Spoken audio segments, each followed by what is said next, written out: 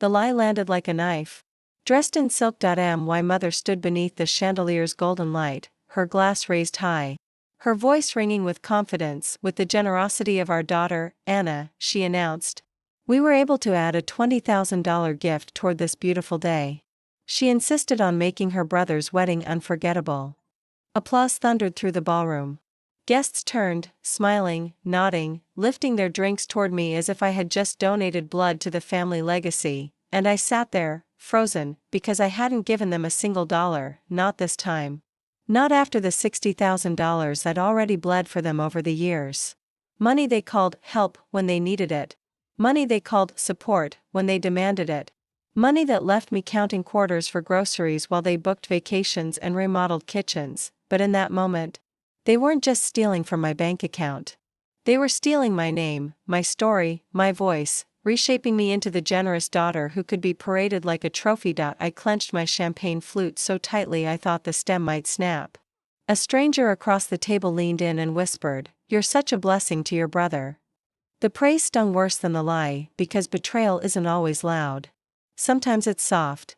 Sometimes it's wrapped in lace and spoken into a microphone, with 300 witnesses clapping for the thief. I forced a smile. That's what they expected. That's what I'd always done. Swallow the anger. Wear the mask. Play the part, but inside, something shifted. My name is Anna, I whispered to myself, words no one else could hear. And from wherever you're watching this, stay with me.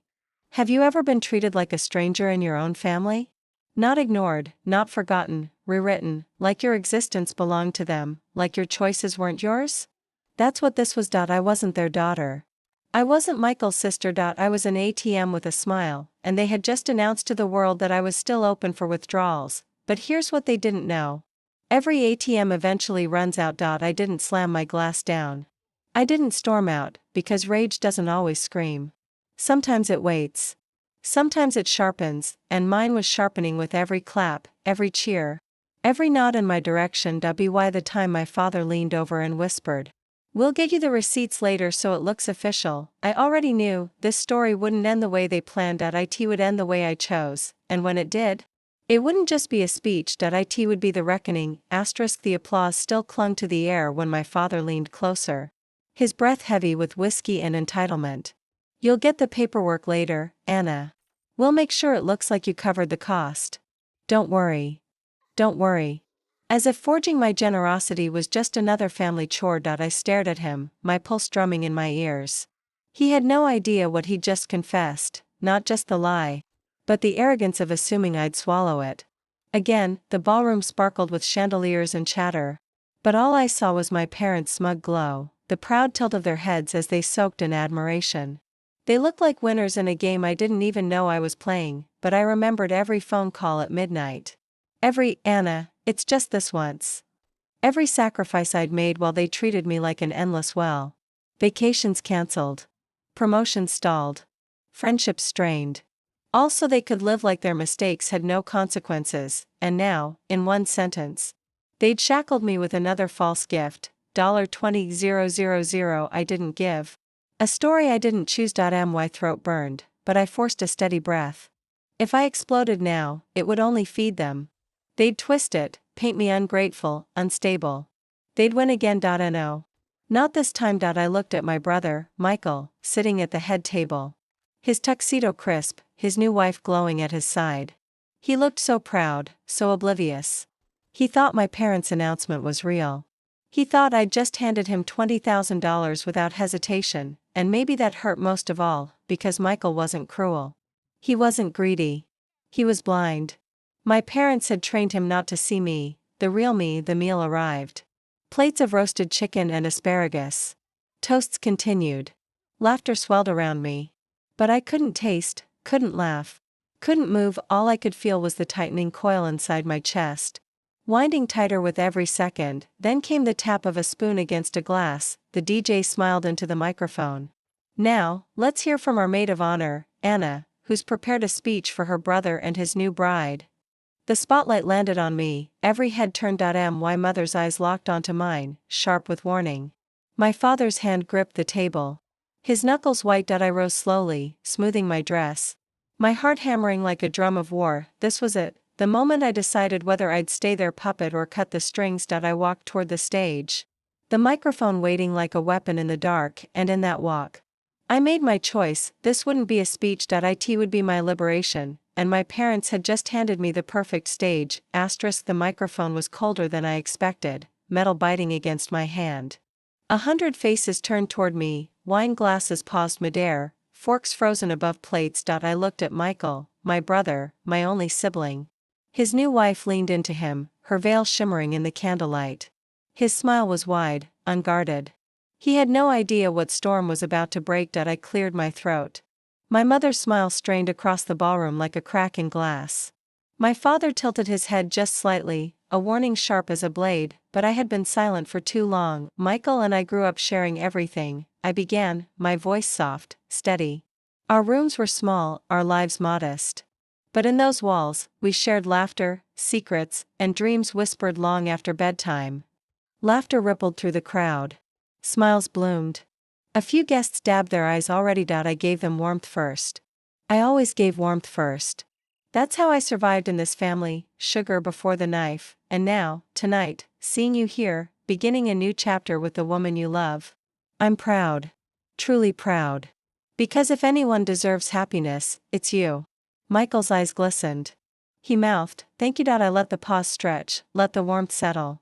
And then, I turned the blade, and tonight, I'm supposed to tell you all about my gift. The $20,000 my parents said I gave. A ripple of confusion stirred. Guests leaned forward, whispers flickering like sparks across dry grass. I tightened my grip on the microphone. My voice grew sharper. Here's the truth. I didn't give that money. I didn't promise it. I wasn't even asked. Gasps broke like glass. The room stiffened. My mother's wine glass trembled in her hand. My father's jaw clenched so tight I thought his teeth might break. I pressed forward, each word carving deeper. For years, I have carried this family. $60,000. Every emergency, every crisis, every bill that couldn't wait. I gave, and I gave, and I gave, because I thought that's what daughters were supposed to do. I turned toward my parents, my voice shaking but clear. But tonight, in front of all of you, they told another story. A story where I'm not just generous, I'm an endless well. A walking wallet. An ATM with a smile.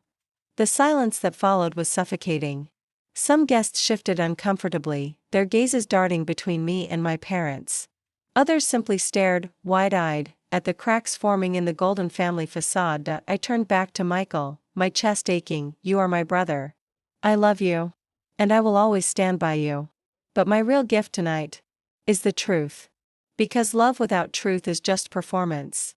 The ballroom held its breath, and in that stillness, I knew, I had just set fire to their story, and the blaze had only begun. The room felt like it had been drained of oxygen, every pair of eyes was on me. Their forks abandoned, their glasses forgotten. My mother's hand trembled on the stem of her champagne flute, her nails digging into crystal.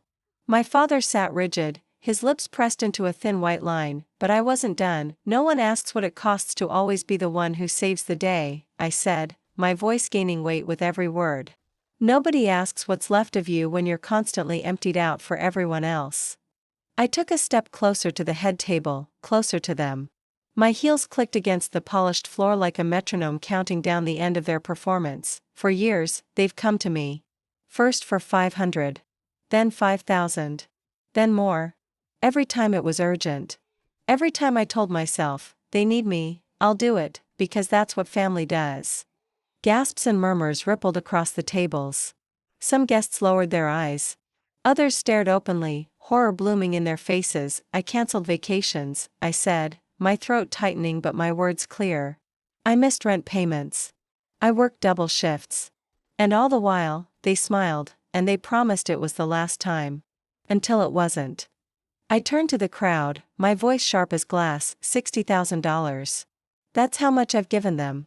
$60,000, gone.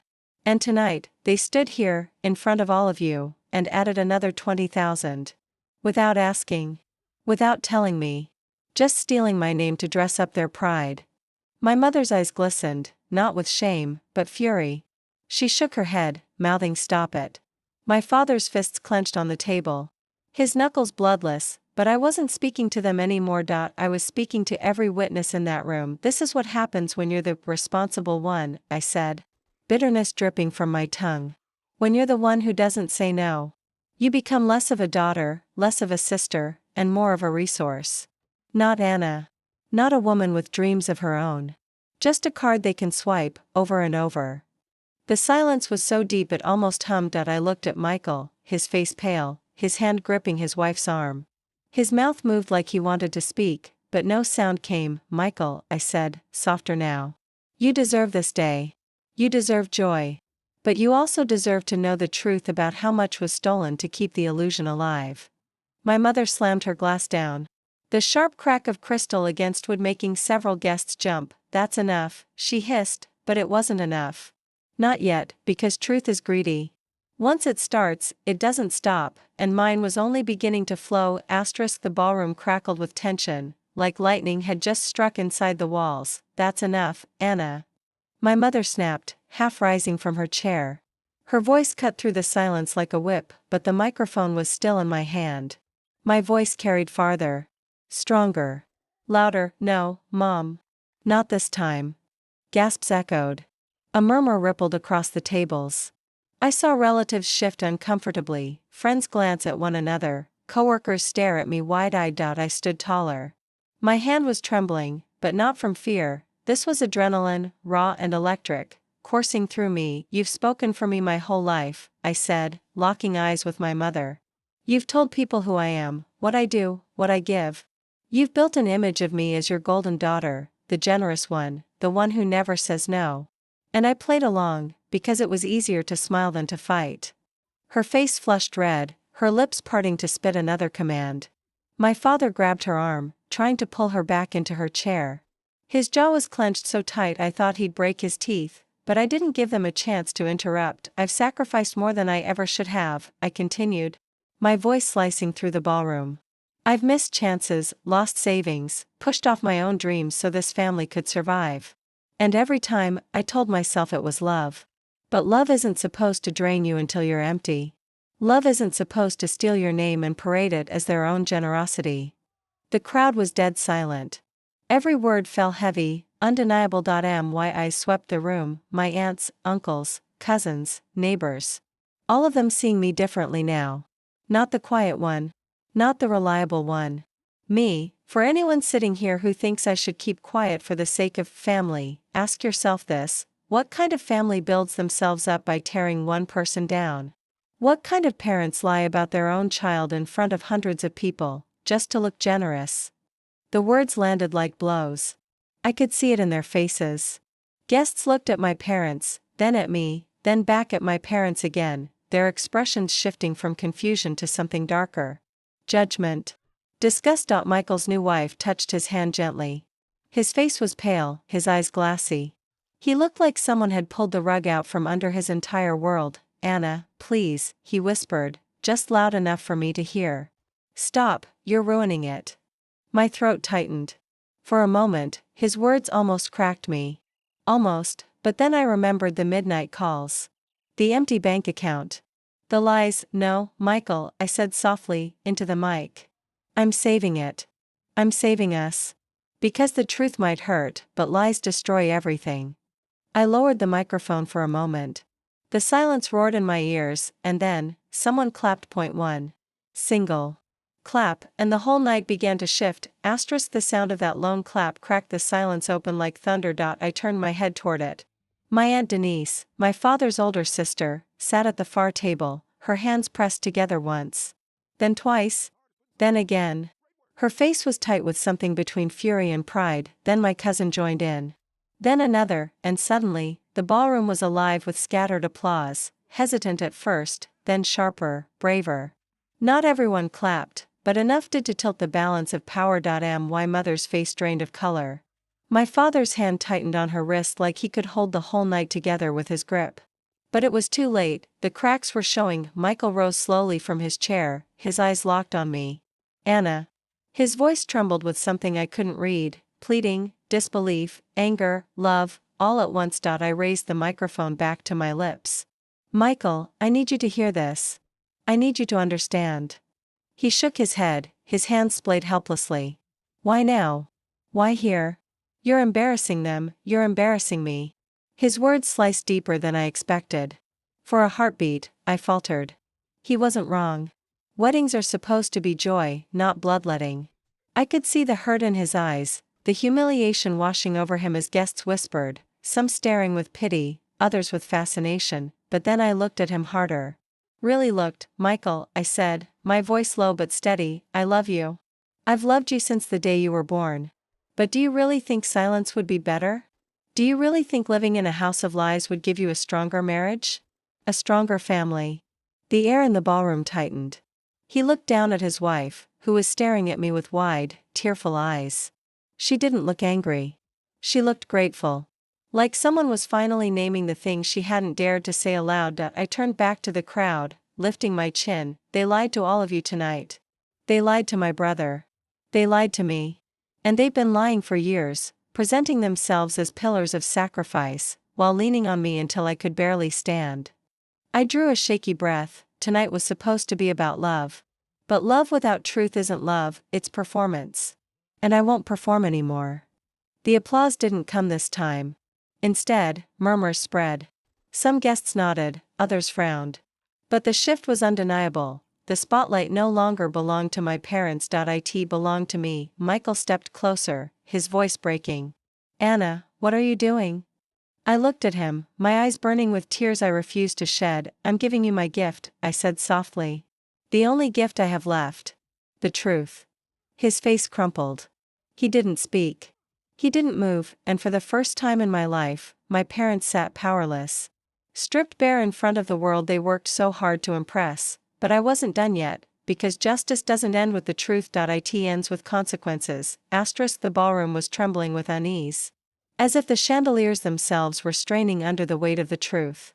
Guests leaned in to whisper, some shielding their mouths, others staring openly at my parents like they were strangers in disguise. My mother finally rose from her chair, her face twisted into a brittle smile. Well, she said, her voice trembling but loud enough to carry, I think that's enough drama for one night. Weddings are for joy, not accusations. She reached for the microphone. I pulled it back. No, Mom, I said sharply, my voice echoing across the hall. You don't get to end this. Not after you started it. The crowd gasped. My father stood now too, towering, his voice a low growl. Anna, sit down before you regret this. I turned on him, years of swallowed words boiling to the surface. Regret? Do you have any idea how much of my life I already regret because of you? How many chances I've lost? How many nights I've spent crying over bills that weren't mine, debts that weren't mine, responsibilities that were never supposed to be mine. The words ricocheted through the hall like gunfire. My father froze, his jaw slack for the first time in my life. I turned to the guests, sweeping my gaze over the room. You all see them smiling, polished, proud. But what you don't see is how much of that shine was bought with my blood, my sweat, my sacrifices. $60,000. Years of silence. And still it wasn't enough. Tonight, they invented another 20,000. Because in their story, I'm not a daughter, I'm a bank. Whispers swelled like a tide, sharper now, less sympathetic. I caught words floating in the air, shameful, unbelievable, using her. My mother's mask cracked. We did what we had to do. She blurted, her voice shrill. Families help each other. That's what she was supposed to do. The words hung there, naked, damning, supposed to, like I was born into debt. Like I was never meant to have a life of my own, and that was it. The unraveling. I leaned forward into the mic, my voice low, steady, slicing clean. You're right, Mom. Families help each other.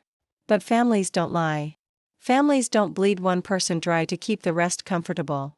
Families don't rewrite your life to make themselves look generous. I paused, letting the silence fill again. My gift tonight isn't money. My gift is finally walking away from this stage, from this role, from this lie. I won't give another dollar. I won't play another part. And I won't let you use my name again.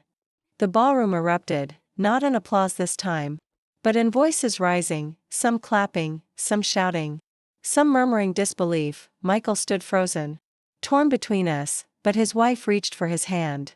She looked at me, her eyes wet, and gave the smallest nod, as if she understood, and in that moment, I knew the reckoning had landed, but the justice? That was still to come. I left the microphone behind and handed Michael a small velvet envelope. Not money, I whispered. A honeymoon in Italy. 2 weeks. Paid in full. No lies. No strings. His wife gasped. Michael hugged me hard, tears in his eyes. For once, I wasn't the family's ATM, I was just his sister. My parents stood abandoned, their carefully built image crumbling while guests turned away. The respect they lived for was gone, destroyed by their own greed. I didn't need revenge. I had peace,